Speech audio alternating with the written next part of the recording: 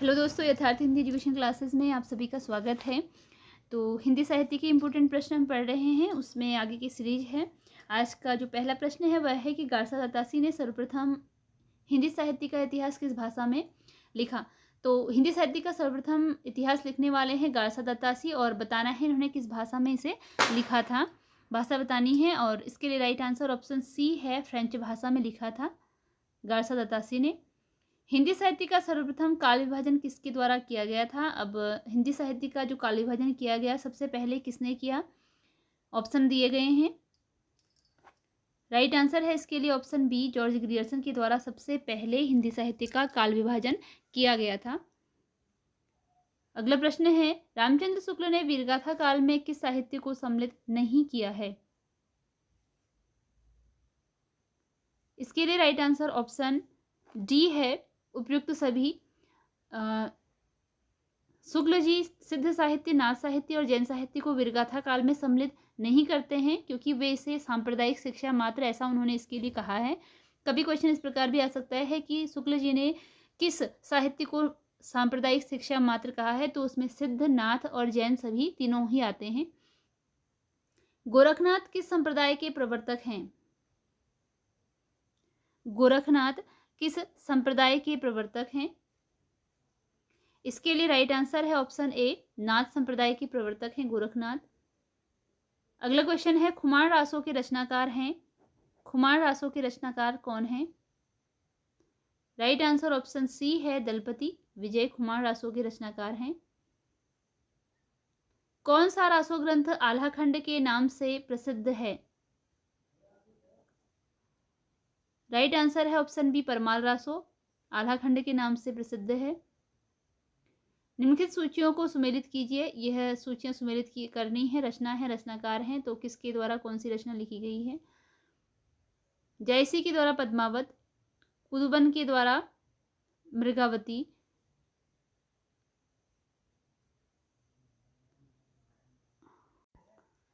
तो जयसी ने लिखा था पद्मावत, कुतुबन ने मृगावती, और चंदायन मधुमालती मंझन, चंदायन मुल्ला दाऊद। अगला प्रश्न है, प्रेम स्वरूप ईश्वर को सामने लाकर कवियों ने हिंदू मुसलमान दोनों को मनुष्य के सामान्य रूप में दिखाया और भेदभाव के दृश्यों को हटाकर पीछे कर, यहाँ पर आपको रिक्त स्थान भरना है, किन कवियों के लिए यह बात हो रही है, पीछे कर दिया। इस कथन में रिक्त स्थान की पूर्ति हेतु सही शब्द का चयन कीजिए। रिक्त स्थान में कौन सा शब्द आना चाहिए यह बताना है। राइट आंसर इसके लिए ऑप्शन ए है, सूफी शब्दों कवियों के लिए यह बात हो रही है। पद्मावत किस भाषा में लिखित है। पद्मावत महाकाव्य की विधा है, इसकी भाषा बतानी है कि क्या है। राइट आंसर ऑप्शन बी है, पुरानी अवधि में लिखा गया है पद्मावत। सूफी काव्यधारा की सर्वप्रथम रचना है। सूफी काव्यधारा की सबसे पहली रचना बतानी है, कौन सी है। राइट आंसर ऑप्शन सी है, चंदायन। कबीर के अनुसार मोक्ष का अर्थ है। राइट आंसर ऑप्शन डी है, आत्मा परमात्मा के द्वैत भाव की समाप्ति कबीर के अनुसार मोक्ष का अर्थ है। आत्मा परमात्मा के द्वैतवाद की समाप्ति, यानी कि दो होने की समाप्ति। तू कहता कागद की लेखी, मैं कहता आखिन की देखी, उक्ति किसकी है। राइट आंसर ऑप्शन बी है, कबीरदास। तुलसी के काव्य में किस विशेषता को लक्ष्य कर रामचंद्र शुक्ल ने उन्हें भक्ति काल का सर्वश्रेष्ठ कवि माना है। राइट आंसर है ऑप्शन ए, लोक मंगल की भावना। तुलसी को लोक मंगल की भावना का कवि भी ऐसा भी कहा जाता है। क्वेश्चन कभी इस प्रकार भी आ सकता है कि लोक मंगल की भावना के कवि के रूप में कौन से कवि जाने जाते हैं, वे तुलसीदास हैं। पुष्टि मार्ग के प्रवर्तक हैं। पुष्टि मार्ग के प्रवर्तक बताने हैं कौन है। ऑप्शन सी राइट आंसर है, वल्लभाचारी हैं पुष्टि मार्ग के प्रवर्तक। अष्टछाप का संबंध किस काव्यधारा से है। राइट आंसर ऑप्शन बी है। कृष्ण भक्ति काव्यधारा के अष्टशाप में जो 8 कवि सम्मिलित हैं वह सभी कृष्ण भक्ति काव्यधारा से संबंधित कवि हैं। रीति काव्य की मुख्य विशेषता है। राइट आंसर ऑप्शन डी है। नीति वर्णन रीति काव्य की मुख्य विशेषता है।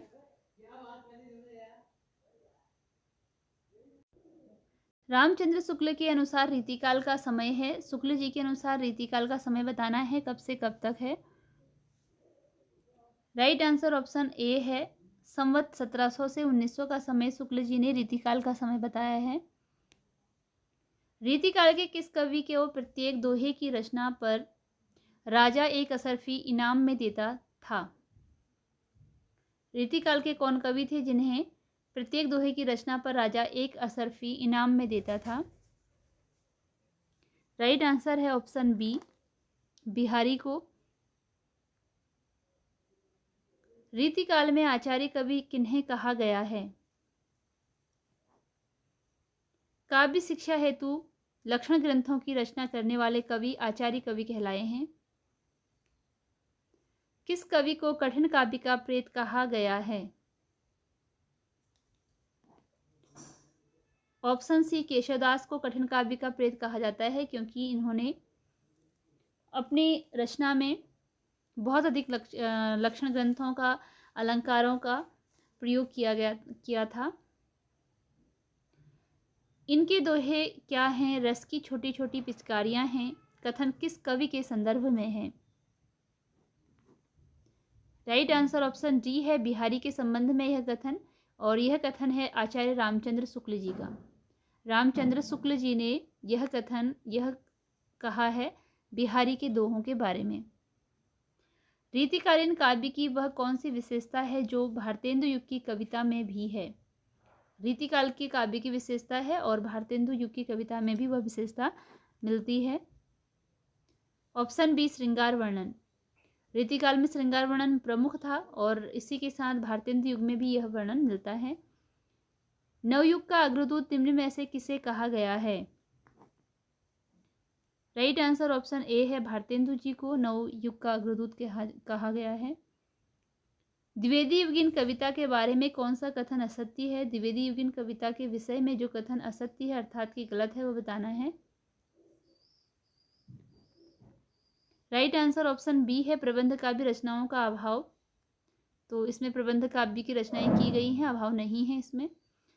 हम कौन थे, क्या हो गए और क्या होंगे अभी, आओ विचारें आज मिलकर ये समस्याएं सभी, किसकी पंक्ति हैं?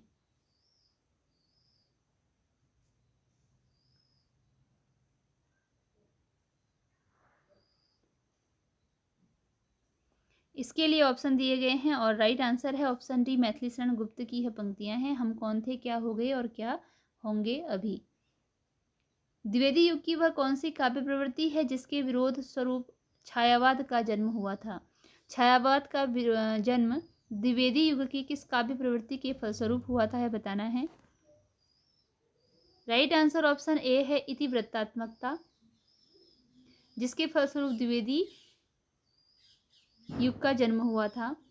निम्नलिखित में कौन सी विशेषता छायावादी काव्य की नहीं है? इसमें से कौन सी विशेषता है जो छायावादी काव्य की नहीं है? राइट आंसर ऑप्शन डी है, उपयुक्त सभी।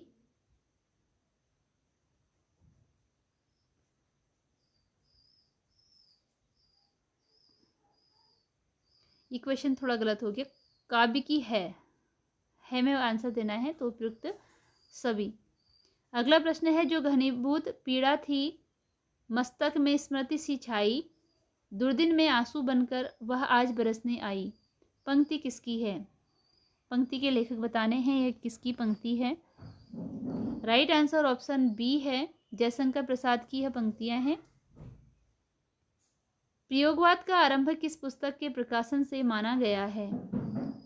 प्रयोगवाद का आरंभ किस पुस्तक के प्रकाशन से माना गया है?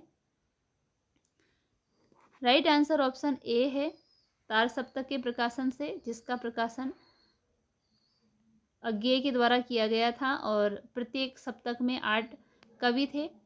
तार सप्तक में 7 कवि थे तार सप्तक में, क्योंकि सप्तक है तो 7 कवि थे और प्रत्येक 4 सप्तकों का प्रकाशन हुआ जिसमें सब में 7 कवि थे। ठीक है, तार सप्तक में भी और प्रथम द्वितीय तृतीय चतुर्थ सभी में। अगला प्रश्न है, ब्राह्मण पत्रिका प्रताप नारायण मिश्र कहाँ से निकालते थे? प्रताप नारायण मिश्र के द्वारा ब्राह्मण पत्रिका कहाँ से निकाली गई? ब्राह्मण पत्रिका प्रताप नारायण मिश्र कहाँ से निकालते थे? इसके लिए राइट आंसर है ऑप्शन बी, कानपुर से। तो ब्राह्मण पत्रिका के संपादक प्रताप नारायण मिश्र थे। एक क्वेश्चन आपका यह भी है कि ब्राह्मण पत्रिका का संपादन किसके द्वारा किया गया? प्रताप नारायण मिश्र के द्वारा। और कहाँ से? कानपुर से। निम्नलिखित में कौन सी विशेषता भारतेंदु युग के निबंधों में नहीं है? जो विशेषता इनके निबंधों में नहीं है वह बतानी है।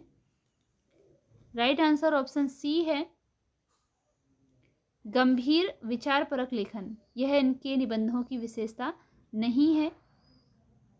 निम्नलिखित में किसने मनोविश्लेषण प्रधान उपन्यास लिखे? मनोविश्लेषण प्रधान उपन्यास किसने लिखे हैं वो बताने हैं। राइट आंसर इसके लिए ऑप्शन डी है, जैनेन्द्र के द्वारा मनोविश्लेषण प्रधान उपन्यास लिखे गए हैं। ऑप्शन डी राइट आंसर है। अंधेरे बंद कमरे किस विधा की पुस्तक है? अंधेरे बंद कमरे इस पुस्तक की विधा बतानी है। राइट आंसर ऑप्शन सी है, यह उपन्यास विधा की रचना है, अंधेरे बंद कमरे। हिंदी का प्रथम एकांकी किसे माना गया है? हिंदी का पहला एकांकी कौन सा माना जाता है? राइट आंसर ऑप्शन डी है, एक घूंट, जो कि जयशंकर प्रसाद की एकमात्र एकांकी है। जयशंकर प्रसाद के द्वारा लिखी गई है, हिंदी की प्रथम एकांकी मानी गई है। कमल का सिपाही जीवनी के लेखक कौन है? कलम का सिपाही जीवनी के लेखक का नाम बताना है। कलम का सिपाही एक जीवनी विधा की रचना है, इसके लेखक कौन है? ऑप्शन बी राइट आंसर है, अमृत राय के द्वारा लिखी गई है। और कलम का सिपाही किसे कहा गया है? प्रेमचंद को। ठीक है, प्रेमचंद्र को कलम का सिपाही कहा गया है। कलम का सिपाही नाम से इनकी जीवनी लिखी है और अमृत राय इनके पुत्र थे प्रेमचंद्र के, तो उन्होंने ही यह जीवनी लिखी। निम्नलिखित में कौन ललित निबंध का प्रसिद्ध लेखक है? ललित निबंधकार के बारे में बताना है, इनमें से कौन से हैं जो कि ललित निबंधकार हैं। राइट आंसर ऑप्शन सी है, विद्यानिवास मिश्र ललित निबंधकार हैं। इनके अतिरिक्त हजारी प्रसाद द्विवेदी भी ललित निबंधकार ही कहलाते हैं। इन सूचियों को सुमेलित कीजिए। सही कहानीकार और उनकी कहानी का नाम है, सुमेलित करना है। पुरस्कार जयशंकर प्रसाद की रचना है। कफन प्रेमचंद्र की रचना है। कफन इनकी अंतिम कहानी भी है। यह अंतिम कहानी, प्रेमचंद्र की अंतिम कहानी का नाम कफन है।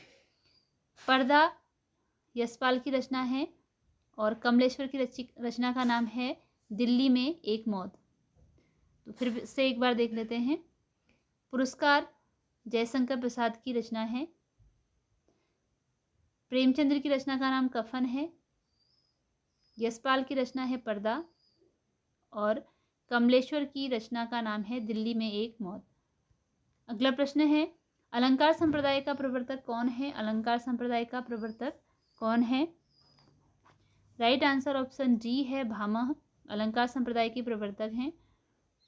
निम्न में कौन सी विशेषता महाकाव्य में अनिवार्य है? कौन सी विशेषता है जो कि महाकाव्य में अनिवार्य रूप से होनी चाहिए? इसके लिए राइट आंसर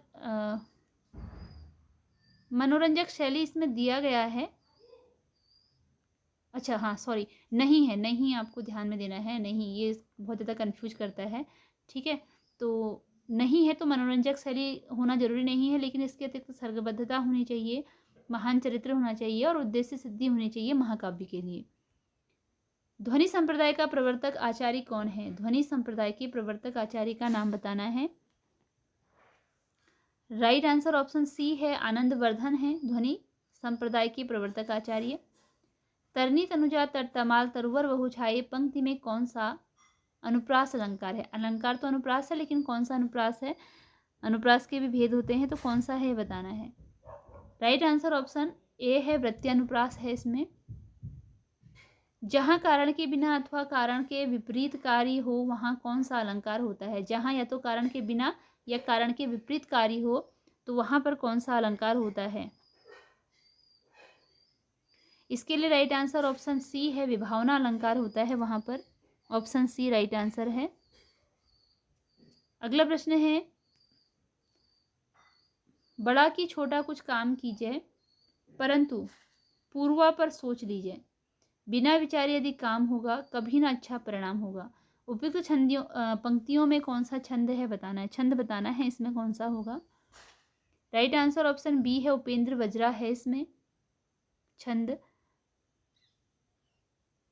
कबहूँ कबहू कहूँ यह रहनि रहूँगो, श्री रघुनाथ कृपालु कृपा तैं संत सुभाग गहूँगो। बतानी है कि इसमें कौन सा रस है? राइट आंसर ऑप्शन बी है, इसमें करुण रस है। संविधान में हिंदी को देश की किस भाषा का दर्जा प्राप्त है? संविधान के अनुसार हिंदी को कौन सा दर्जा प्राप्त है? राइट आंसर इसके लिए ऑप्शन सी है, राजभाषा है यह। हिंदी हमारे देश की राजभाषा है। कौरवी किस भाषा का दूसरा प्रचलित नाम है? कौरवी किस भाषा का दूसरा प्रचलित नाम है? राइट आंसर ऑप्शन बी है, खड़ी बोली का दूसरा नाम कौरवी है। अवधि निम्नलिखित में से कहाँ नहीं बोली जाती है? क्षेत्र है, इनमें से कौन से क्षेत्र में है जो कि अवधि नहीं बोली जाती है, वो बताना है। राइट आंसर ऑप्शन बी है, बनारस। उपयुक्त चित्र किस युग निर्माता साहित्यकार का है? चित्र देख लेते हैं एक बार, बताना है आपको कि किस साहित्यकार का चित्र है। राइट आंसर ऑप्शन सी है, जयशंकर प्रसाद का यह चित्र है। रिक्शा किस भाषा का शब्द है? रिक्शा किस भाषा का शब्द है? राइट आंसर इसके लिए ऑप्शन डी है, जापानी भाषा का शब्द है रिक्शा।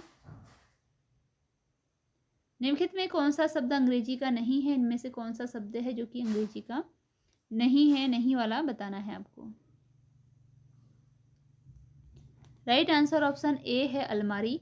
यह अंग्रेजी का शब्द नहीं है। इसके अतिरिक्त अपील, रेल और पुलिस यह अंग्रेजी के शब्द हैं। इसी के साथ ये वीडियो यहीं पर एंड होती है। मिलते हैं अगली वीडियो में कुछ नए प्रश्नों के साथ। धन्यवाद।